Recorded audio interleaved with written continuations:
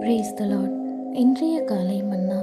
சாபத்திற்கு நீங்களான ஒரு வாழ்க்கை, அது உனக்கு முள்ளும் குறுக்கும் முளைப்பிக்கும்.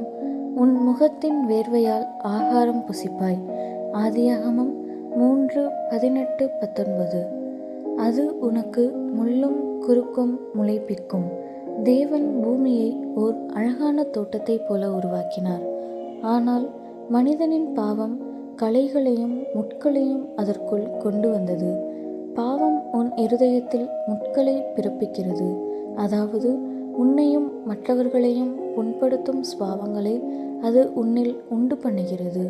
நீ ஒரு முள்ளாக இராதபடி கர்த்தராகிய இயேசு முட்கிரீடம் அணிந்து இந்த சாபத்தை தம்மேல் ஏற்றுக்கொண்டார். உன் முகத்தின் வேர்வையால் ஆகாரம் புசிப்பாய். இங்குதான் முதலாக வேர்வை, ஆகாரம் ஆகியவை பற்றி குறிப்பிடப்பட்டுள்ளது. பாவத்தில் விழுமுன் மனிதன் தன் ஆகாரத்திற்காக பிரயாசப்பட வேண்டியதாயிருக்கவில்லை. அவன் கனிகளை புசித்து சந்தோஷமாயிருந்தான். அதற்காக அவன் எந்த பிரயாசத்தையும் மேற்கொள்ள வேண்டியதாயிருக்கவில்லை. ஆனால் இப்போது அவன் கடினமாக உழைக்க வேண்டியதாயிருக்கிறது. பாவம் செய்த பின் அவனுடைய இருதயம் கடினப்பட்டது போல நிலமும் கூட கடினமாகி இப்போது அவன் பாடுபட்டு அதை பண்படுத்த வேண்டியதாயிற்று. உலக பிரகாரமான காரியங்களுக்காக கவலைப்படுவதிலிருந்து நாம் விடுதலையாக்கப்பட்டு சுயாதீனராக இருக்க வேண்டும் என்று தேவன் நம்மை குறித்து விரும்புகிறார். நம் கவலைகளையெல்லாம் நாம் அவர் மேல் வைத்துவிட வேண்டும் என்று அவர் விரும்புகிறார்.